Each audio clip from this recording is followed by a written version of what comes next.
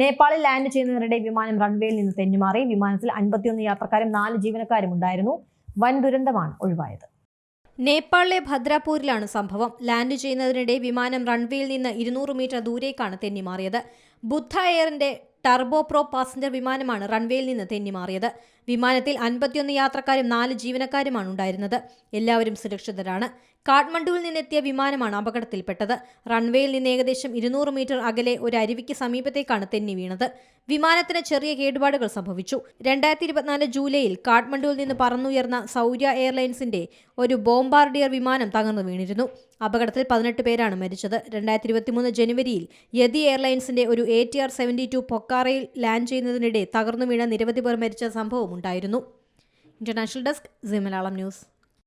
ഏറ്റവും പുതിയ വാർത്തകളും വിശേഷങ്ങളും വിരൽ തുമ്പിലറിയാൻ സീ മലയാളം ന്യൂസ് എല്ലാ ഡിജിറ്റൽ പ്ലാറ്റ്ഫോമുകളിലും ലഭ്യം.